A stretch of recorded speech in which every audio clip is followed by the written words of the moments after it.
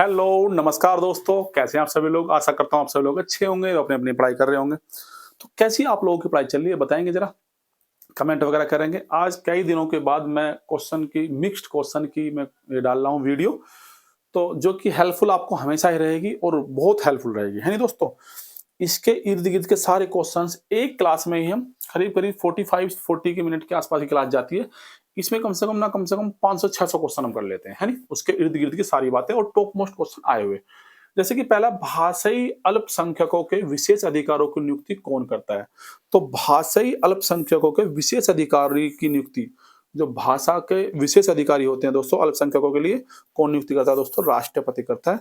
भारत के मुख्य न्यायाधीश की नियुक्ति भी दोस्तों यही करता है, सुप्रीम कोर्ट के जज की भी और दोस्तों राजदूत की भी नियुक्ति यही करता है। जैसे कि 1857 के विद्रोह का कुछ मामला है, तो अगर आपसे बात करें तो लखनऊ में कब हुआ था? तो 57 में तो सब विद्रोह हुए थे। भाई 1857 के विद्रोह 57 में ही हुए थे। लेकिन सिर्फ इनके महीनों की और डेट महीने और डेट की बात कहती है। जैसे झांसी में अगर दोस्तों लखनऊ की बात करते हैं, लखनऊ में 30 मई को दोस्तों हुआ था और झांसी जून में हुआ था दोस्तों और मेरठ में 10 मई को हुआ था और बैरकपुर में 29 मार्च को हुआ था। अगर आपसे क्रम से कहे कि पहले कहाँ हुआ, उसके बाद कहाँ हुआ, तो आप लोग देख सकते हैं। जैसे कि सबसे पहले मार्च में हुआ, पहले बैरकपुर में हुआ था, मार्च, फिर अप्रैल में नहीं है, मई में हुआ है, फिर मेरठ में हुआ है। तो बैरकपुर, मेरठ और फिर क्या दोस्तों लखनऊ और उसके बाद झांसी में हुआ था, है नहीं? तो सबसे पहले बैरकपुर में हुआ था, फिर मेरठ में हुआ था, फिर लखनऊ में हुआ था और फिर झांसी में हुआ था दोस्तों, ठीक है? झांसी में हुआ था जून के महीने में, जून जून से झांसी जैसे जून, हालाँकि झ से होता है लेकिन जय झ से आप कर लेंगे, तो जून में हुआ था झांसी में और लखनऊ में हुआ था मई में। लखनऊ में कब हुआ था दोस्तों? मई में हुआ था और बैरकपुर में हुआ था 29 मार्च 1857 को। 1857 के संघर्ष में भाग लेने वाले सिपाहियों की सर्वाधिक संख्या कहाँ से थी दोस्तों? अवध से थी, या मैं हालाँकि लास्ट क्लास में पढ़ा चुका हूँ। झांसी से दोस्तों कौन थी जो लीड कर रही थी इस आंदोलन को? तो रानी लक्ष्मीबाई थी और लखनऊ से बेगम हजरत महल थी। दोस्तों यहाँ से क्वेश्चन बनता है नहीं हर बार। लखनऊ से कौन थे? अजीमुल्ला खां थे और फैजाबाद से दोस्तों कौन थे? तो फैजाबाद से मौलवी अहमद शाह थे। तो अगर आपसे फैजाबाद से पूछे 1857 के विद्रोह में कौन थे नेतृत्व जो कर रहे थे दोस्तों? तो वो थे मौलवी अहमदुल्ला और कानपुर से थे अजीमुल्ला खां, ठीक है? आगे बात करते हैं दोस्तों, देखो कुछ रासायनिक सूत्र हैं दोस्तों, ये पूछ लेता है। भैया एसआई का पेपर देने जा रहे हो, कोई मजाक तो है नहीं, ठीक है? तो ध्यान रखेंगे। जैसे दोस्तों एसिटिक अम्ल होता है, एसिटिक अम्ल CH3COOH, इसे कहते हैं एसिटिक अम्ल। क्लोरोफॉर्म आपने सुना होगा, सुंघाकर बेहोश कर देते हैं, CHCl3 क्या होता है? CHCl3 होता है। मीथेन तो आपको दोस्तों पता ही होगा, CH4। और चूना पत्थर कैल्शियम कार्बोनेट CaCO3। तो कैल्शियम कार्बोनेट भाई इंपॉर्टेंट है, वेरी इंपॉर्टेंट, ध्यान रखेंगे, यानी क्लोरोफॉर्म ध्यान रखेंगे। तो CaCO3 कैल्शियम कार्बोनेट होता है, चूना पत्थर होता है। चूना कैल्शियम ऑक्साइड तो CaO, चूना कैल्शियम ऑक्साइड अगर बात करते हैं, चूना CaO, चूना कैल्शियम ऑक्साइड CaO। संगमरमर कैल्शियम कार्बोनेट, अगर दोस्तों संगमरमर कैल्शियम कार्बोनेट की बात करता हूँ, CaCO3। तो क्या है दोस्तों? संगमरमर कैल्शियम कार्बोनेट, संगमरमर calcium carbonate CaCO3। Washing soda जो सोडियम कार्बोनेट, अगर दोस्तों वॉशिंग सोडा सोडियम कार्बोनेट की बात करता हूँ तो Na2CO3। तो वॉशिंग सोडा जो होता है, तो या सोडियम कार्बोनेट दोस्तों इसको बोलते हैं, वॉशिंग सोडा, है नहीं? एक होता है बेकिंग सोडा, एक होता है वॉशिंग सोडा, जो कपड़े वगैरह धोने में काम आता है। ये होता है दोस्तों कौन सा? Washing soda. तो Na2CO3 इसका दोस्तों क्या होता है? सूत्र होता है। एक ध्वनि का तारत्व उसके ऊपर निर्भर करता है। तो एक ध्वनि, कोई ध्वनि है तो उसका तारत्व जो उसकी जो पिच है, तो वो किस पर निर्भर करेगी दोस्तों? आवृत्ति पर, है नहीं? जैसे कि आपने देखा होगा मच्छर भिन करता है तो कितना गुस्सा आता है नहीं? क्यों? क्योंकि उसकी आवृत्ति ज़्यादा है, तो उसका जो तारत्व होगा, उसकी आवृत्ति जितनी ज़्यादा होगी, तारत्व ज़्यादा होगा। आवृत्ति अगर दोस्तों कम होगी, तो तारत्व कम होगा। और ये बात मैंने आपको बताई होगी, अगर आवृत्ति ज़्यादा होगी, तो तरंग दैर्घ्य होगा दोस्तों वो छोटा होगा और आवृत्ति अगर कम होगी, तो तरंग दैर्घ्य बड़ा होता है। ये बात भी आप लोगों को पता होगी। अल्फा कण के द्विआवेशित आयतन होते हैं, तो अल्फा कण के द्विआवेशित कण, अल्फा कण हीलियम के द्विआवेशित कण होते हैं। किसके होते हैं दोस्तों? हीलियम के द्विआवेशित कण होते हैं। और दोस्तों अगर आपसे पूछ ले कि हीलियम का परमाणु क्रमांक दोस्तों कितना है, तो हीलियम का परमाणु क्रमांक क्या है? 2 है। और जो हीलियम होती है दोस्तों, रंगहीन, गंधहीन, स्वादहीन और गैर विषाक्त अक्रिय एक परमाणु गैस है, आवर्त सारणी में अक्रिय गैस वर्ग में प्रथम में है। तो अगर दोस्तों आपसे पूछे अक्रिय गैस वर्ग में प्रथम कौन सी गैस है, जो अक्रिय है तो क्रियाशील नहीं है दोस्तों, ये तो कौन सी गैस है? तो हीलियम गैस है, ठीक है? अल्फा कण में 2 प्रोटॉन और 2 न्यूट्रॉन होते हैं, तो ये बात भी ध्यान रखेंगे। जो अल्फा कण होता है दोस्तों, उसमें 2 प्रोटॉन होते हैं और 2 न्यूट्रॉन दोस्तों होते हैं। ये फिजिक्स से रिलेटेड आ गया। इसका क्वथनांक और गलनांक सभी तत्वों में सबसे कम है। अगर दोस्तों क्वथनांक और गलनांक की बात करता हूं मैं हीलियम की, तो सबसे कम, तो क्या कह रहा है, इसका क्वथनांक और गलनांक सभी तत्वों में सबसे कम है। तो अगर आपसे पूछे कि किस गैस का क्वथनांक और गलनांक सबसे कम है दोस्तों, तो हीलियम का सबसे कम है। ब्रह्मांड में दूसरी सर्वाधिक हल्की और प्रचुर मात्रा में पाई जाती है। तो जो ब्रह्मांड में दोस्तों पाई जाती है वो हीलियम गैस दूसरी, ठीक है, प्रचुर मात्रा में है और हल्की गैस है। और हाइड्रोजन सबसे हल्की और प्रचुर मात्रा में पाई जाती है। अगर दोस्तों सबसे प्रचुर मात्रा में पाई जाने वाली हल्की गैस कौन सी है दोस्तों, हाइड्रोजन है, जो कि प्रचुर मात्रा में पाई जाती है। और दूसरे नंबर पे हीलियम है, ठीक है। लेकिन हाइड्रोजन जो क्रियाशील गैस होती है, ठीक है। न्याय मित्र की नियुक्ति किस संस्था द्वारा की जाती है, तो न्याय मित्र की नियुक्ति दोस्तों भारत के न्यायपालिका के द्वारा न्याय मित्र की दोस्तों नियुक्ति की जाती है। भारतीय संविधान के अनुच्छेद 39A के तहत राज्य का यह कर्तव्य है कि वे अपने नागरिकों को डैश उपलब्ध कराए। तो 39A के तहत दोस्तों कानूनी सहायता, तो 39A क्या कहता है, 39A दोस्तों जो राज्य के जो नागरिक हैं उनको दोस्तों कानूनी सलाह या कानूनी सहायता उपलब्ध दोस्तों कराता है। 3 कार्बन परमाणुओं की श्रृंखला और एक कीटोन समूह, ध्यान रखेंगे, 3 कार्बन परमाणुओं की श्रृंखला की बात कर रहा और एक कीटोन समूह वाले कार्बनिक यौगिक का सही नाम कौन सा है दोस्तों, तो प्रोपेनोन। तो क्या है दोस्तों, प्रोपेनोन। मतलब 3 कार्बन परमाणु हैं और एक कीटोन है, 3 कार्बन परमाणु और एक कीटोन समूह को क्या कहते हैं, प्रोपेनोन। जबकि प्रोपेनल, प्रोपेनल किसे कहते हैं, 3 कार्बन श्रृंखला है और एक अल्कोहल। तो प्रोपेनल अल्कोहल, प्रोपेनल अल्कोहल, तो एक अल्कोहल और 3 क्या है, कार्बन परमाणु है। प्रोपेनोल है, तो सॉरी प्रोपेनल नहीं, प्रोपेनल तो नेक्स्ट है। प्रोपेनोल, प्रोपेनोल क्या है दोस्तों, अल्कोहल। और प्रोपेनल 3 कार्बन और एक एल्डिहाइड। और प्रोपीन दोस्तों क्या होता है, 3 कार्बन श्रृंखला और 2 कार्बन के बीच एक द्विबंध होता है नी, किसमें दोस्तों, प्रोपीन में, है नी। हालांकि दोस्तों फिजिक्स वगैरह का इतना वेटेज रहता नहीं है, लेकिन जो टॉप मोस्ट क्वेश्चन आए हुए हैं प्रीवियस पेपर में, मैं सारे क्वेश्चंस मैंने आपको ज्यादातर वीडियो में दे दिए हैं, ठीक है। स्थिर अवस्था में या एक समान वेग से गतिमान होने पर पिंड का त्वरण समान आलेख पर क्या होता है, तो समय अक्ष के संपाती होता है, ध्यान रखेंगे। अगर कोई स्थिर अवस्था में या एक समान वेग से कोई गतिमान वस्तु है, तो पिंड का जो त्वरण होगा, है ना, एलिवेशन, ए से डिनोट करते हैं ना त्वरण को, तो वो जो त्वरण होगा उसका आलेख क्या होगा दोस्तों, समान अक्ष के संपाती होगा। लिथियम की दोस्तों बात करते हैं, परमाणु संख्या 3 होती है, रासायनिक तत्वों में क्षार धातु समूह से संबंधित है, नरम चांदी की तरह सफेद धातु है। तो नरम चांदी की तरह लिथियम, तो परमाणु संख्या कितनी है दोस्तों, 3 है। लिथियम के भंडारी मिले हैं कश्मीर वगैरह में, है नहीं, आप लोगों को पता भी होगा। और जो बैटरी वगैरह, फोन की बैटरी वगैरह होती है या बड्स वगैरह, जो कुछ भी आप यूज करते हैं, इलेक्ट्रिकल चीजें, छोटी बैटरियां जो आ रही है वो लिथियम की बैटरी होती है, ठीक है। तो रासायनिक तत्वों के क्षार समूह में संबंधित है। और दोस्तों अगर बात करते हैं हाइड्रोजन की, तो खोज किसने करी थी, हेनरी कैवेडिश। तो हेनरी कैवेडिश ने दोस्तों, कैवेडिश ने हाइड्रोजन की दोस्तों खोज की थी। भविष्य का ईंधन कहा जाता है भाई। और सबसे ज्यादा ईंधन का यूज करने वाला कौन बनना है आगे, आगे आने वाले पावर टाइम में दोस्तों चीन के पास हाइड्रोजन ईंधन की पावर सबसे ज्यादा होगी। ब्रह्मांड में प्रचुर मात्रा में पाया जाने वाला तत्व है दोस्तों हाइड्रोजन। और भूपर्पटी पर सबसे प्रचुर मात्रा में पाया जाने वाला तत्व कौन सा है, ऑक्सीजन। अगर दोस्तों आपसे पूछे कि भूपर्पटी पर सबसे ज्यादा पाया जाने वाला तत्व कौन सा है दोस्तों, ऑक्सीजन है भूपर्पटी पर, और वायुमंडल में हाइड्रोजन, ठीक है। आवर्त सारणी में सबसे हल्का तत्व कौन सा है, हाइड्रोजन, मैंने आपको बताया।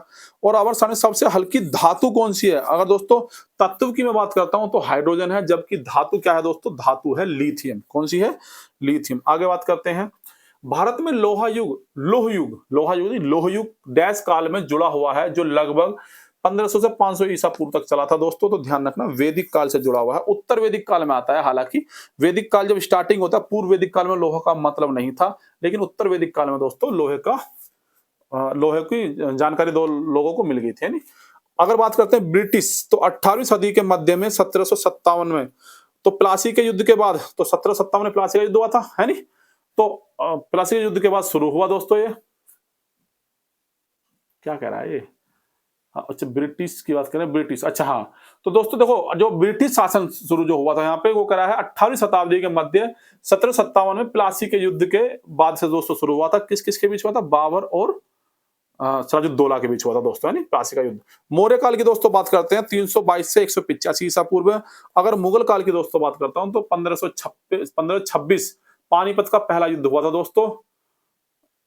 पानीपत का पहला युद्ध कब हुआ था? 1526 में पानीपत का पहला युद्ध हुआ। 19वीं शताब्दी के मध्य 1857 के भारतीय विद्रोह के साथ हुआ था दोस्तों, ठीक है। 1857 के विद्रोह तक हुआ था। अगर दोस्तों बात करते हैं जे थोड़ा क्वेश्चन है किससे, इकोनॉमिक्स से।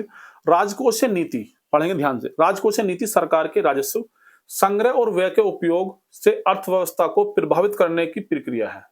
तो जो राजकोषीय फिजिकल पॉलिसी दोस्तों बोलते हैं इसको, राजकोषीय नीति है नी।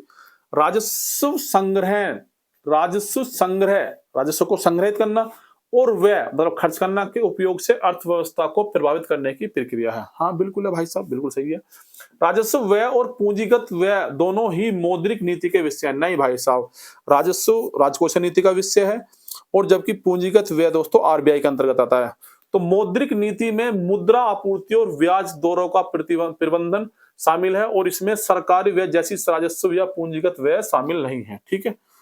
आगे बात करें, निम्नलिखित में से किस में सिट्रिक अम्ल होता है? तो संतरे में दोस्तों सिट्रिक अम्ल होता है, आपको पता होगा। अंगूर में नींबू की तुलना में साइट्रिक अम्ल की मात्रा ज्यादा होती है। तो संतरे में होता है सिट्रिक अम्ल। कौन सा दोस्तों? सिट्रिक अम्ल। जबकि नींबू और अंगूर में होता है साइट्रिक अम्ल। क्या होता है दोस्तों? साइट्रिक अम्ल। आम फाइबर और विटामिन ए और सी। तो आम में दोस्तों कौन सा विटामिन मिलता है? ए और सी। और फाइबर दोस्तों होता है नी। ये अम्ल का नाम है और ये पाए जाते हैं, जैसे कि टार्ट्रिक अम्ल दोस्तों अंगूर और इमली में पाया जाता है। टार्ट्रिक अम्ल अंगूर और इमली में। लैक्टिक अम्ल तो आपको पता होगा दही में। फार्मिक अम्ल मधुमक्खी और चींटी के डंक, जो लाल वाली चींटियां होती है उनके डंक में भी दोस्तों फॉर्मिक अम्ल पाया जाता है। आमाशय रस HCl मानव के पेट में, आपको पता होगा। ऑक्सोलिक अम्ल दोस्तों टमाटर में। ऑक्सोलिक अम्ल दोस्तों टमाटर में। साइट्रिक अम्ल या एस्कर्बिक अम्ल दोस्तों नारंगी या नींबू आंवले में। तो नींबू आंवले में साइट्रिक या एस्कर्बिक अम्ल भी दोस्तों पाया जाता है। और सिरका अम्ल दोस्तों सिरका में पाया जाता है। किसने न्यूट्रॉन की दोस्तों खोज की थी? जी चैडविक ने न्यूट्रॉन की खोज की थी। तो अगर दोस्तों आपसे पूछ ले कि न्यूट्रॉन की खोज दोस्तों किसने की थी? जी चैडविक ने न्यूट्रॉन की खोज की थी। एक परमाणु के नाभिक में न्यूट्रॉन की उपस्थिति की खोज की थी, ठीक है। और परमाणु किसी भी रासायनिक तत्वों की सबसे छोटी इकाई है। तो परमाणु क्या है? कोई भी तत्व है उसकी सबसे छोटी इकाई परमाणु होती है। परमाणु के अंदर ही होता है नाभिक, ठीक है। तो परमाणु इलेक्ट्रॉन, प्रोटॉन और न्यूट्रॉन से बना होता है। तो परमाणु किससे बना होता है दोस्तों? इलेक्ट्रॉन, प्रोटॉन और न्यूट्रॉन से बना होता है। सरकार किशोर लड़कियों को व्यावसायिक प्रशिक्षण के माध्यम से सशक्त बनाने के लिए नव्या NAVY लॉन्च करने जा रही है। तो नव्या का पूर्ण रूप क्या है दोस्तों? नर्चरिंग एस्पिरेशंस है नी, nurturing aspirations through vocational training for young adolescent girls. तो nurturing aspirations through vocational training for young adolescent girls. तो ध्यान रखेंगे दोस्तों इसको, ये करंट का क्वेश्चन जाएगा। नर्चिंग एस्पिरेशन थ्रू वोकेशनल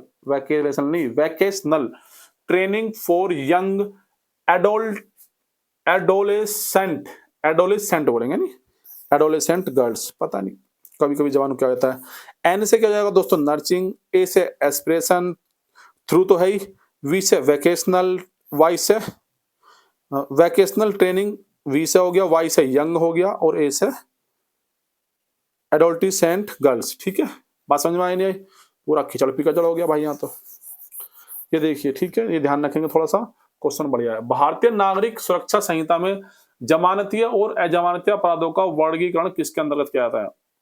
तो भारतीय नागरिक सुरक्षा संहिता में जमानतीय और अजमानतीय अपराधों का वर्गीकरण किसके अंतर्गत दोस्तों किया जाता है? तो भारतीय नागरिक सुरक्षा की पहली अनुसूची के अंतर्गत। किसके अंतर्गत? भारतीय नागरिक सुरक्षा की पहली अनुसूची के अंतर्गत। किशोर न्याय बालकों की देखरेख एवं संरक्षण अधिनियम 2015 के अंतर्गत किसी व्यक्ति की आयु का आकलन करते समय न्यायालय बोर्ड को किस वरीयता क्रम में दस्तावेजों साक्ष्यों पर विचार करना अपेक्षित है? तो स्कूलों में जारी जन्म प्रमाण पत्र, मैट्रिकुलेशन प्रमाण पत्र और नगर पालिका द्वारा जारी जन्म तिथि प्रमाण पत्र और अस्थिभंग परीक्षण रिपोर्ट, ठीक है भैया।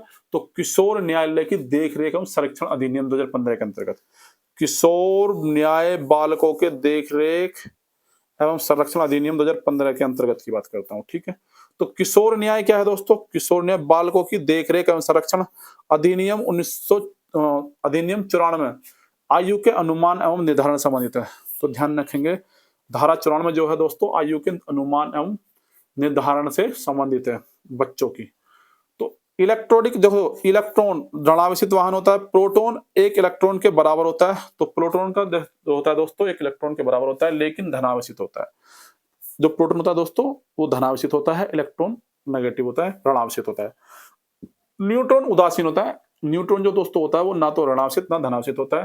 प्रोटॉन न्यूट्रॉन नाभिक में रहते हैं जबकि इलेक्ट्रॉन नाभिक के परितः घूमते रहते हैं। या तो आपको पता होगा जैसे कि अभी खोज करता है एक तत्व जैसे जे चेडविक ने दोस्तों न्यूट्रॉन की खोज की थी। तो आपसे क्वेश्चन पूछ लेता है कि न्यूट्रॉन की खोज दोस्तों किसने की थी? जे चेडविक। न्यूट्रॉन जे चेडविक ने की थी।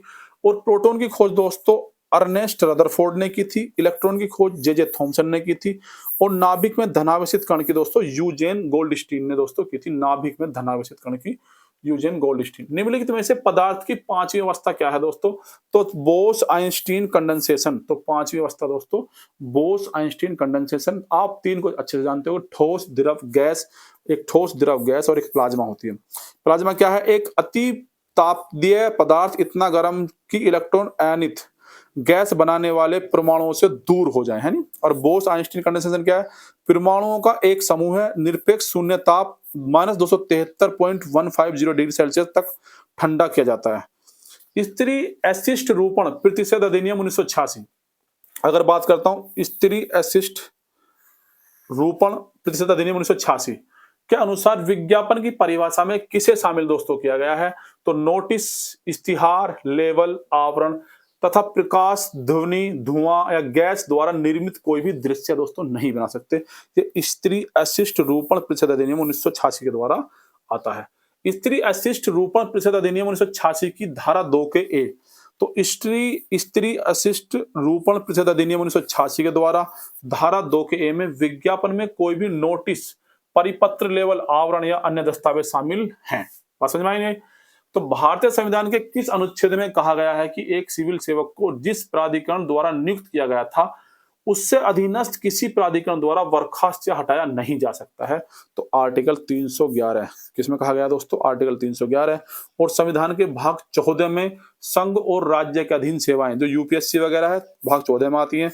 और कहां से कहां तक है दोस्तों? 308 से 323 तक है नी। तो जो संघ और सेवाएं हैं, ठीक है, संघ और राज्य में सेवाएं हैं। आगे बात करते हैं कौन सी नदी अरब सागर में नहीं गिरती है दोस्तों? ध्यान रखेंगे तो नर्मदा नदी गिरती है भाई, मांडवी नदी भी गिरती है, साबरमती भी नदी गिरती है, लेकिन तुंगभद्रा नदी नहीं गिरती। कृष्णा नदी की प्रमुख सहायक नदी है। तो अगर आपसे पूछ ले कृष्णा नदी की सहायक नदी कौन सी दोस्तों? तुंगभद्रा नदी है। और नर्मदा नदी एमपी के अमरकंटक की पहाड़ी से निकलती है। नर्मदा नदी कहां से निकलती है? एमपी के अमरकंटक की पहाड़ी से निकलती है। जबलपुर के पास संगमरमर की चट्टानों पर जहां नर्मदा नदी गहरी खाई से होकर बहती है वहां धुआंधार जलप्रपात बनाती है। तो धुआंधार जलप्रपात दोस्तों किस नदी पर है? नर्मदा नदी पर है, या नर्मदा नदी बनाती है। नर्मदा नदी संरक्षण मिशन मध्य प्रदेश सरकार के द्वारा नमामि देवे नर्मदे। तो दोस्तों एमपी सरकार ने योजना चलाई है, नमामि देवे नर्मदे नामक योजना द्वारा चलाया जा रहा है, ठीक है, ये ध्यान रखें। मांडवी नदी की अगर दोस्तों बात करता हूं कर्नाटक में महादई के नाम से जानी जाती है। तो मांडवी नदी कहां की? सबसे पहले तो कर्नाटक की है। और गोवा की जीवन रेखा कहते हैं इसको। तो मांडवी नदी को गोवा की जीवन रेखा कहते हैं। कर्नाटक के बेलगावी जिले के खानपुर तालुका में भीमगढ़ वन्यजीव अभ्यारण्य में। तो जो दोस्तों कर्नाटक में है कौन सा? खानपुर जिला है एक, तालुका में भीमगढ़ वन्यजीव अभ्यारण्य। तो कहां पर दोस्तों? भीमगढ़ वन्यजीव अभ्यारण्य दोस्तों कर्नाटक में। कहां पर है? भीमगढ़ वन्यजीव अभ्यारण्य कर्नाटक में। पश्चिमी घाट से महादई नदी से निकलते। तो कहां से निकलते हैं? मांडवी नदी महादई नदी से निकलते हैं। यह पणजी में अरब सागर में मिल जाती है, ठीक है भैया। साबरमती की बात करते हैं। अरावली पहाड़ी राजस्थान से निकलती है। कहां से निकलती है? अरावली पहाड़ी राजस्थान से अरब सागर में खंबात की खाड़ी में दोस्तों गिर जाती है और पश्चिम की ओर बहने वाली प्रमुख नदियों में से दोस्तों एक है ये, ठीक है। आगे बात करते हैं अंतरराष्ट्रीय संगठन क्वाड, QUAD क्वाड। तो क्वाड्रिलेटरल सिक्योरिटी डायलॉग। तो quadrilateral security dialogue QUAD Quad. तो अंतरराष्ट्रीय संगठन क्वाड का दोस्तों पूर्ण रूप क्या है? तो क्वाड्रिलेटरल सिक्योरिटी डायलॉग। बात समझ में आई नहीं आई? तो क्या है? चतुर्भुज एक सुरक्षा वार्ता है दोस्तों। ये क्वाड क्या है? चतुर्भुज सुरक्षा वार्ता है। किसमें कौन कौन शामिल है? तो क्वाड में दोस्तों पूछ सकता है कौन कौन से देश शामिल है दोस्तों। तो यूएसए हो गया, भारत हो गया और ऑस्ट्रेलिया और जापान। तो यूएस से भारत, जापान और ऑस्ट्रेलिया तो शामिल है। क्या है दोस्तों, हिंद प्रशांत क्षेत्र में साझा हितों पर ध्यान देना केंद्रित करना इसका उद्देश्य है। भारतीय दंड संहिता का समुद्र में क्षेत्राधिकार तक फैला है दोस्तों, तो बाहर है, समुद्री नॉटिकल मील तक फैला है। अनुच्छेद 297 297 दोस्तों समुद्र क्षेत्र से संबंधित है। तो अगर आपसे पूछ ले कौन सा आर्टिकल समुद्र क्षेत्र से संबंधित है दोस्तों, 297 297। भारतीय दंड संहिता 1862 में लागू हुई थी। तो भारतीय दंड संहिता की दोस्तों अगर बात करता हूं तो कब लागू हुई थी भारतीय दंड संहिता, तो भारतीय दंड संहिता 1862 में लागू हुई थी। भारत के प्रथम विधि आयोग 1834 में। तो भारत का प्रथम विधि आयोग दोस्तों कब हुआ था, 1834 में दोस्तों तैयार हुआ था। और प्रथम विधि आयोग के अध्यक्ष कौन थे, थॉमस मैकेले। तो कौन थे दोस्तों, थॉमस मैकेले थे प्रथम विधि आयोग के अध्यक्ष। और भारतीय दंड संहिता का जनक दोस्तों थॉमस मैकाले को कहा जाता है। तो थॉमस मैकाले को क्या कहा जाता है, भारतीय दंड संहिता का जनक भी दोस्तों कहा जाता है। दल बदल विरोधी कानून की संवैधानिक को सर्वोच्च न्यायालय ने डैश के मामले में सही ठहराया है। तो किस मामले में, दल बदल। तो दल बदल विरोधी कानून से संबंधित कौन सा वाद है या कौन सा केस है, आपसे ऐसे ही पूछ सकता है। तो दल बदल संबंधित दोस्तों कि हो तो होलोहन बनाम जाचिलू। तो कि हो तो होलोहन बनाम जाचिलू। तो ये है दोस्तों दल बदल विरोधी कानून जो सर्वोच्च न्यायालय ने इसको सही माना है। डैश पंचवर्षीय योजना हैरोल्ड डोमर मॉडल पर आधारित थी। तो हैरोल्ड डोमर मॉडल पर दोस्तों कौन सी आधारित थी, तो प्रथम पंचवर्षीय योजना दोस्तों हैरोल्ड डोमर पर आधारित थी। और आपको पता होगा 1951 से 1956 तक चली थी हैरोल्ड डोमर मॉडल आधारित प्रथम पंचवर्षीय योजना। और इसमें दोस्तों कृषि को प्राथमिकता दोस्तों दी गई थी, जबकि दूसरी पंचवर्षीय योजना को औद्योगिकरण को मतलब प्राथमिकता दी गई थी।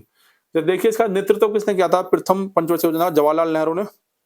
और देश में कृषि विकास पर दोस्तों दिया गया था। और देश में आईआईटी स्थापित भी दोस्तों इसी समय हुआ था प्रथम पंचवर्षीय योजना के द्वारा। द्वितीय पंचवर्षीय योजना में दोस्तों पीसी महाल नोविस मॉडल। तो कौन सा है, पीसी महाल नोविस मॉडल। तो आपसे पूछ सकता है कि द्वितीय पंचवर्षीय योजना का मॉडल कौन सा है दोस्तों, पीसी महाल नोविस मॉडल पर आधारित है। मुख्य केंद्र क्या है, भारी उद्योग और खनिज। मैंने आपको पता औद्योगिकरण को बढ़ावा दिया था, है नहीं, जैसे दुर्गापुर, भिलाई, राउरकेला स्टील प्लांट आदि दोस्तों बनाए गए थे इस टाइम में। अगर तृतीय पंचवर्षीय योजना की बात करता हूं तो 1961 से 66 है। और गोडगिल योजना भी दोस्तों कहा जाता है। गोडगिल योजना किसको कहा जाता है, तो गोडगिल योजना तीसरी पंचवर्षीय योजना को दोस्तों कहा जाता है। किस यामोत्तर या देशांतर को भारत का मानक यामोत्तर कहता है, तो 82.5 डिग्री, 82 डिग्री 30 मिनट ईस्ट। तो 82 डिग्री 30 मिनट ईस्ट को भारतीय देशांतर को भारत का मानक यामोत्तर कहा जाता है। भारतीय मानक समय यह ग्रीनविच टाइम से 5 घंटे 30 मिनट आ गए, आपको पता होगा। जो भारत का जो ISDT है, भारतीय मानक समय रेखा है, इंटरनेशनल टाइमलाइन, तो ग्रीनविच में, ठीक है। भारत की जो टाइम रेखा है वो कहाँ, 82.5 डिग्री, है नी।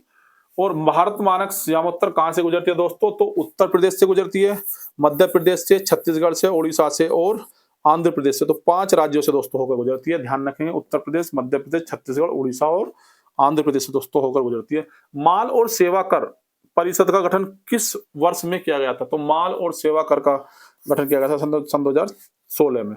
जीएसटी तो आपको पता होगा, जीएसटी को लागू करने के लिए संवैधानिक 122वां संशोधन विधेयक संक्षिप्त में CAB संसद में पेश किया गया था। और 3 अगस्त सन 2016 को, किसको दोस्तों, 3 अगस्त 2016 को राज्यसभा से, 8 अगस्त 2016 को और 8 अगस्त 2016 को राज्यसभा से, लोकसभा द्वारा पारित किया गया था। तो 8 अगस्त को लोकसभा से पारित हो गया था, 3 अगस्त को राज्यसभा से पारित हो गया था। जीएसटी के बारे में है दोस्तों ये। और आर्टिकल 279 का ए, ठीक है, तो 279 का ए, जीएसटी परिषद केंद्र और राज्यों का एक संयुक्त मंच होगा। तो आर्टिकल 279 का ए, 279 का ए दोस्तों कहता है कि क्या होगा दोस्तों, एक मंच होगा किस किस का, जो केंद्रीय परिषद है और राज्य परिषद के लिए संयुक्त होगा। दोस्तों जो जीएसटी का जो प्रमुख है, जो इस जीएसटी परिषद का जो प्रमुख होता है, केंद्रीय वित्त मंत्री होता है। और केंद्रीय राज्य मंत्री वित्त के राजस्व, तो कौन, केंद्रीय राज्य मंत्री होता है दोस्तों। और वित्त के राजस्व के प्रभारी सदस्य भी होते हैं। वित्त या कराधान का प्रभारी मंत्री या प्रत्येक राज्य सरकार द्वारा नामित कोई भी अन्य मंत्री उसका सदस्य दोस्तों होता है। राज्य से भी होते हैं। और जो मुख्य होता है वो होता है केंद्रीय वित्त मंत्री। परमादेश, अगर दोस्तों बात करता हूं परमादेश बंदी प्रत्यक्षीकरण का शाब्दिक अर्थ क्या है, सशरीर या शरीर को प्रस्तुत करना। तो परमादेश दोस्तों जारी करती है कोर्ट, ठीक है। आर्टिकल मैंने आपको बताया था आर्टिकल 32 जिसको डॉक्टर बी आर अम्बेडकर ने संविधान की आत्मा कहा है, और आर्टिकल 226 जो हाई कोर्ट के द्वारा अगर आपके मौलिक अधिकारों का हनन होता है तो आप जा सकते हैं। तो आर्टिकल 32 के तहत सुप्रीम कोर्ट परमादेश जारी कर सकता है कि किसी भी व्यक्ति को 24 घंटे के अंतर्गत अंदर अंदर सशरीर प्रस्तुत किया जाए, जैसा है वो ऐसा कैसे, ठीक है। और जो दोस्तों ट्रेवलिंग जो यात्रा का समय होता है उसको छोड़कर, है नहीं, और यात्रा में पुलिस काम कर देती है, आप लोग बताइए। तो आर्टिकल 32 और 226 संवैधानिक उपचार, आर्टिकल 32 और आर्टिकल 226 तो लिख रखा है यहाँ पे भी संवैधानिक उपचार। तो 5 रिटें दोस्तों जारी करता है, जो कोर्ट जारी करता है। बंदी प्रत्यक्षीकरण, परमादेश, निषेधाज्ञा या निषेधात्मक भी कहते हैं, उत्प्रेषण और अधिकार परीक्षा, ठीक है। ये 5 करता है। SAFFU 19 फुटबॉल चैंपियनशिप 2025 किस राज्य में हो रही है? तो जो फुटबॉल चैंपियनशिप हो रही है दोस्तों 2025, तो कहाँ हुई थी? अरुणाचल प्रदेश में। कहाँ हुई थी? अरुणाचल प्रदेश में।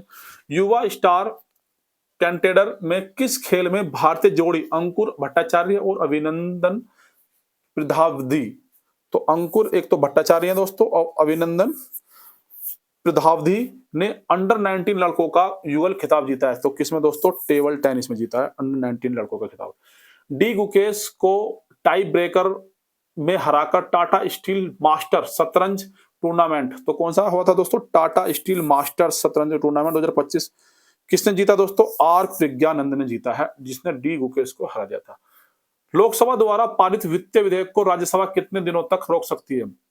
अगर कोई वित्तीय विधेयक है दोस्तों और लोकसभा ने पास कर दिया है तो राज्यसभा के लिए गया है, तो राज्यसभा दोस्तों उसको 14 दिन तक रोक सकती है, 14 दिन से ज्यादा नहीं रोक सकती। अगर रोकती है तो विधेयक पारित मान लिया जाएगा, ठीक है। भारत की सामाजिक, आर्थिक और राजनीतिक जनगणना SEC 2011 ग्रामीण में अन्य श्रेणी के घरों को डैश अभाव मापदंडों के आधार पर रैंकिंग की अनुमति देती है, तो 7 रैंकिंग के आधार पर देती है दोस्तों। आगे बात करते हैं, भारतीय रिजर्व बैंक की मौद्रिक नीति का निम्न में से कौन सा उद्देश्य नहीं है?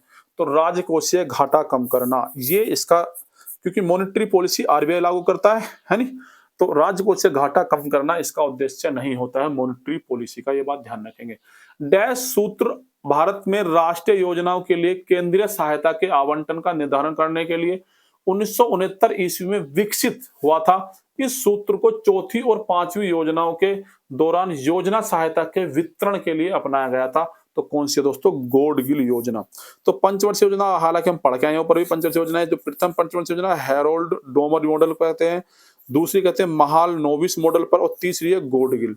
तो हैरोल्ड डोमर पहली कौन सी है? हैरोल्ड डोमर मॉडल कहते हैं कृषि पर आधारित थी, महाल नोविस दूसरी को कहते हैं ये औद्योगिकी थी, और गॉडगिल योजना युद्ध और सूखे, जो युद्ध और सूखे के रिलेटेड थी, लेकिन ये फ्लॉप हो गई थी ना दोस्तों। और 5वीं क्या थी? गरीबी हटाओ पर केंद्रित थी, लेकिन 1978 में मोरारजी देसाई की सरकार बनी और इसको वहीं पे समाप्त कर दिया गया। और फिर आती है 8वीं रोजगार योजना, पंचवर्षीय योजना, नरसिम्हा राव सरकार भारत की नई आर्थिक नीति के शुभारंभ। तो अगर आपसे पूछता है कि भारत कौन सी पंचवर्षीय योजना के अनुसार भारत की नई आर्थिक नीति का शुभारंभ हुआ था, तो 8वीं पंचवर्षीय योजना के अनुसार, और किसने किया था? नरसिंह राव सरकार द्वारा। किसके द्वारा दोस्तों? नरसिंह राव सरकार के द्वारा। भारत के राष्ट्रपति ने बीजी खैर की अध्यक्षता में एक राजभाषा आयोग की नियुक्ति की। एक राजभाषा आयोग की नियुक्ति की किस वर्ष में की थी दोस्तों? तो भारत के राष्ट्रपति वीजी खैर की अध्यक्षता में। किसकी अध्यक्षता में दोस्तों? वीजी खैर। तो 1955 में दोस्तों की थी, और डॉक्टर राजेंद्र प्रसाद ने 7 जून 1955 में इसको किया था। कौन सी जनहित याचिका PIL स्वास्थ्य के अधिकार को संदर्भित करती है? तो कौन सी PIL कौन सी याचिका है दोस्तों जो स्वास्थ्य के अधिकार को संदर्भित करती है? तो वह विसेंट बनाम भारत संघ। कौन सी दोस्तों? विसेंट बनाम भारत संघ। त्वरित जांच के अधिकार को डैश के मामले में भारतीय संविधान के अनुच्छेद 21 के भाग के रूप में मान्यता प्रदान है। किसको? तो त्वरित जांच के अधिकार को डैश के मामले में, किसके मामले में? भारतीय संविधान को अनुच्छेद 21 के भाग के रूप में मान्यता प्राप्त है। तो हुसैन नारा खातून और अन्य बनाम गृह सचिव बिहार राज्य। तो आप ध्यान रखेंगे, जो त्वरित जांच के अधिकार को हुसैन नारा खातून और अन्य बनाम गृह सचिव बिहार राज्य के मामले में भारतीय संविधान में अनुच्छेद 21 के भाग के रूप में मान्यता प्राप्त की गई है। निम्नलिखित में से कौन सा मौद्रिक नीति का उपाय नहीं है? तो रिजर्व रेपो रेट दर को रेट ही कहते हैं, तो रिवर्स रेपो दर है। तो मौद्रिक नीति का उपाय दोस्तों पूछा है, मौद्रिक नीति का उपाय तो रिवर्स रेपो रेट है भाई साहब, मुक्त बाजार में उतार चढ़ाव है और नैतिकता उत्तेजना है, जबकि मांग जमा दोस्तों नहीं है। तो जो मात्रात्मक उपाय क्या, bank repo rate, reverse repo rate, नगद आरक्षित अनुपात, सर्वाधिक तरलता अनुपात और खुले बाजार के संचालन। ये कैसे हैं दोस्तों, ये मात्रात्मक उपाय है। और गुणात्मक उपाय क्या है, सीमांत आवश्यकताएं, क्रेडिट राशनिंग और नैतिकता और सीधी कार्रवाई। ये सब क्या है दोस्तों, गुणात्मक उपाय होते हैं। भारत के संविधान का अनुच्छेद 20 डैश से संबंधित है, तो किससे, अपराधों के लिए सजा के संबंध में संरक्षण। तो आर्टिकल 20 क्या करता है दोस्तों, अपराधों के लिए सजा के संबंध में संरक्षण का करता है। अष्टाध्यायी पुस्तक दोस्तों किसकी थी, पाणिनि थी। वन इंडियन गर्ल पुस्तक के लेखक कौन है, चेतन भगत। तो वन इंडियन गर्ल के जो पुस्तक के लेखक हैं दोस्तों कौन है, चेतन भगत। शुष्क भुजे चूने पर क्लोरीन की क्रिया से क्या होता है, तो अगर शुष्क भुजा चूना हुआ है दोस्तों, उसके साथ में अगर क्या करते हैं, क्लोरीन आप डालते हैं तो ब्लीचिंग पाउडर दोस्तों बन जाता है, कैल्शियम हाइपोक्लोराइड कहते हैं। तो ब्लीचिंग पाउडर कहते हैं कैल्शियम हाइपोक्लोराइड। इसका फॉर्मूला होता है CaCO Cl2। तो क्या होता है दोस्तों, CaCO Cl2 दोस्तों इसका फॉर्मूला होता है। आगे बात करते हैं दोस्तों, निम्नलिखित में से कौन सा मूल संविधान के राज्य के नीतिक निर्देशों के तहत उल्लेखनीय नहीं है। तो कौन सा दोस्तों इनमें से है जो डीपीएसपी के तहत उल्लेखित नहीं है। तो जीवन स्तर को संवर्धित करने के राज्य का कर्तव्य बिल्कुल दोस्तों है। पोषण स्तर को संवर्धित करने के राज्य का कर्तव्य बिल्कुल है। और सार्वजनिक स्वास्थ्य में सुधार में राज्य का कर्तव्य बिल्कुल है। जबकि पर्यावरण की रक्षा और बेहतर करने में राज्य का कर्तव्य है। तो दोस्तों ये जो था दोस्तों मूल संविधान में नहीं था, ठीक है। तो पर्यावरण की रक्षा और बेहतर करने में राज्य का कर्तव्य, लेकिन अब ये है। अब क्या है, 48A के अनुसार पर्यावरण की रक्षा और सुरक्षा 42वें संविधान संशोधन 1976 में जोड़ा गया था। तो पर्यावरण की रक्षा और सुधार कौन से संविधान संशोधन द्वारा जोड़ा गया था दोस्तों, 42वें संविधान संशोधन 1976 द्वारा जोड़ा गया था 48A में। तो अगर 47 की बात करता हूँ, राज्य को पोषण के स्तर और जीवन स्तर में सुधार लाने की, सार्वजनिक स्वास्थ्य में सुधार का करने का निर्देश करती है। डीपीएसपी दोस्तों आपको पता है भाग 4 में आर्टिकल 36 से 51 तक, मूल अधिकार भाग 3 में आते हैं, आर्टिकल 12 से 35 तक आते हैं। जैसे कि 6 मैंने आपको बताए हैं। मौलिक अधिकार कितने थे, 6। पहले समानता का अधिकार है 14 से 18 दोस्तों। स्वतंत्रता का अधिकार, पहले समान हुए फिर स्वतंत्र हुए 1922। शोषण के विरुद्ध अधिकार 23-24 और धार्मिक स्वतंत्रता 25 से 28 तक है। और सांस्कृतिक एवं शैक्षणिक, जो सांस्कृतिक एवं शैक्षणिक से संबंधित है दोस्तों 29 और 30 है। और संवैधानिक उपचारों का अधिकार दोस्तों आर्टिकल 32। कौन से पदार्थ को गर्म करने पर प्लास्टर ऑफ पेरिस प्राप्त होता है, तो जिप्सम दोस्तों। अगर जिप्सम को हम गर्म करेंगे तो प्लास्टर ऑफ पेरिस, POP, जो घर में आप पुट्टी वगैरह करते हैं, जब हड्डी वड्डी टूट जाती है, डॉक्टर जो उस पे प्लास्टर वगैरह करता है उसे कहते हैं प्लास्टर ऑफ पेरिस, POP। तो CaSO4 2H2O, तो इसका फॉर्मूला क्या होता है जिप्सम का, CaSO4 2H2O। तो CaSO4 2H2O होता है। तो कैल्शियम सल्फेट हेमीहाइड्रेट, तो क्या बन जाता है plaster of Paris, calcium sulphate और हेमीहाइड्रेट। तो CaSO4 1/2H2O। यहाँ पर 2H2O होता है, यहाँ पे हाफ हो जाता है, 1/4 हो गया। बट 2 तो खत्म ही हो गया, तो 1/2 बचा है, ठीक है, गर्म करने के बाद में। कौन सी रासायनिक अपक्षय प्रक्रिया नहीं है, तो अपक्षय प्रक्रिया कौन सी नहीं है दोस्तों, ध्यान रखेंगे तो ऊष्मीय प्रसार अपक्षय प्रक्रिया नहीं है। कौन सा पेयजल उपचार का चरण है, तो निस्तारण। तो कौन सा पेयजल उपचार का चरण है, नहीं है दोस्तों, निस्तारण नहीं है। गंगोत्री ग्लेशियर किस राज्य में स्थित है दोस्तों, तो गंगोत्री ग्लेशियर आपको पता होगा उत्तराखंड में, उत्तरकाशी जिले में अवस्थित है। मुगल बादशाह शाह आलम द्वितीय ने ईस्ट इंडिया कंपनी को बंगाल, बिहार और उड़ीसा की दीवानी देने वाला फरमान किस वर्ष जारी किया था, तो मुगल बादशाह शाह आलम द्वितीय ने ईस्ट इंडिया कंपनी को बंगाल, बिहार और उड़ीसा की दीवानी देने का फरमान दोस्तों किस वर्ष किया था, 1765 में दोस्तों किया था। और 26 लाख रुपए के वार्षिक भुगतान के बदले इलाहाबाद की संधि हुई थी दोस्तों 1765 में, है नी। रॉबर्ट क्लाइव के बीच हुई थी दोस्तों, अवध के नवाब के साथ हुई थी, और मुगल बादशाह शाह आलम द्वितीय के साथ दोस्तों संधि हुई थी। इलाहाबाद की संधि कब हुई थी, 1756 में, वो 65 में, सॉरी 1765 में। अरे रुक जा यार। कौन एक संवैधानिक निकाय है, तो भारत निर्वाचन आयोग एक संवैधानिक निकाय है। संवैधान देखो दोस्तों, एक होता है संवैधानिक निकाय, एक होता है सांविधिक निकाय, दो होते हैं। एक बच्चे कंफ्यूज हो जाते हैं, क्वेश्चन बहुत बनता है दोस्तों। एक होता है संवैधानिक निकाय, एक होता है सांविधिक निकाय। संवैधानिक निकाय दोस्तों क्या होता है, जो संविधान, जो मूल संविधान में वर्णित है, ठीक है, जिसके लिए आर्टिकल प्रदान है, तो होते हैं संवैधानिक निकाय। और सांविधिक निकाय दोस्तों वे होते हैं जिनको बाद में किसी संशोधन द्वारा, मतलब अमेंडमेंट द्वारा उनको जोड़ा गया है, तो उसे कहते हैं सांविधिक निकाय। तो ध्यान रखना दोस्तों। तो कह रहा है कौन संवैधानिक निकाय है, तो भारत निर्वाचन आयोग है। और आर्टिकल 324 के अनुसार आता है, 324 में आता है क्या भारत निर्वाचन आयोग। मुख्यालय कहाँ दोस्तों, नई दिल्ली इसका मुख्यालय। नीति आयोग राष्ट्रीय भारत परिवर्तन संस्थान स्थापना को 2015 में योजना आयोग के स्थान पर दोस्तों ही थे। गैर संवैधानिक और गैर सांविधिक निकाय है, तो राष्ट्रीय भारतीय परिवर्तन संस्थान जो नीति आयोग है दोस्तों, गैर संवैधानिक है और गैर सांविधिक निकाय है। कैसा है, गैर संवैधानिक और गैर सांविधिक निकाय भी है दोस्तों, ठीक है। केंद्रीय सतर्कता आयोग, अगर दोस्तों बात करते हैं केंद्रीय सतर्कता आयोग की, संवैधानिक निकाय है और हेडक्वार्टर इसका नई दिल्ली में। केंद्रीय सूचना आयोग की दोस्तों बात करते हैं, संवैधानिक निकाय है, हेडक्वार्टर सांविधिक निकाय, सॉरी दोनों सांविधिक निकाय हैं, संवैधानिक नहीं, दोनों सांविधिक निकाय हैं। केंद्रीय सतर्कता आयोग भी और केंद्रीय सूचना आयोग भी, ठीक है। हेडक्वार्टर दोनों का नई दिल्ली है। भारत के प्रधानमंत्री को डैश द्वारा नियुक्त किया जाता है, तो प्रधानमंत्री कौन नियुक्त करता है, राष्ट्रपति करता है, आर्टिकल 75। तो भारत के राष्ट्रपति को आर्टिकल 75 के द्वारा राष्ट्रपति नियुक्त करता है। आर्टिकल 52 क्या कहता है, राष्ट्रपति के पद की स्थापना, राष्ट्रपति के पद की स्थापना के बारे में बात करता है आर्टिकल 52। और आर्टिकल 74 क्या कहता है, राष्ट्रपति की सहायता और सलाह देने की मंत्रिपरिषद जिम्मेदार होगी। तो राष्ट्रपति की सहायता और सलाह के लिए मंत्रिपरिषद होगी, जिम्मेदारी मंत्रिपरिषद होगी, है नहीं। कौन सा सम्मेलन, कौन सा आर्टिकल है, आर्टिकल 74। कौन सा सम्मेलन संधि कन्वेंशन का लक्ष्य ओजोन परत की रक्षा करना है, तो वियना, तो वियना संधि कन्वेंशन जो दोस्तों वो ओजोन परत का संरक्षण रक्षा करने से संबंधित है। आगे बात करते हैं दोस्तों, परमवीर चक्र, अशोक चक्र, वीर चक्र किस दिन के उत्सव के दौरान प्रदान किए जाते हैं दोस्तों, तो गणतंत्र दिवस के दौरान प्रदान किए जाते हैं, राष्ट्रपति द्वारा प्रदान किए जाते हैं। स्वतंत्रता दिवस 15 अगस्त को लाल किले पर प्रधानमंत्री ध्वज फहराते हैं, तो स्वतंत्रता दिवस पर लाल किले पर दोस्तों प्रधानमंत्री कौन फहराते हैं, प्रधानमंत्री। और जबकि 26 जनवरी पर कौन फहराते हैं, राष्ट्रपति, यानी भारतीय वायुसेना दिवस मनाया जाता है तो 8 अक्टूबर को, तो भारतीय वायुसेना दिवस को मनाया जाता है दोस्तों 8 अक्टूबर को मनाया जाता है। जनवरी 2024 तक रामसर सूची में हाल ही में जोड़े गए 5 में से कौन सा भारतीय आर्द्रभूमि नहीं है, तो पुलिकट झील था, वो नहीं था, और बाकी बहुत सारे रामसर साइट हैं, 96 रामसर साइट हो चुके हैं। कितनी हो चुकी है दोस्तों, 2025 तक 96 रामसर साइट हो चुके हैं। बैंकिंग के संबंध में सीटीएस डैश का संक्षिप्त रूप है, तो सीटीएस का संक्षिप्त क्या, चेक ट्रैकेशन सिस्टम, तो चेक ट्रैकेशन सिस्टम है सीटीएस का संक्षिप्त रूप।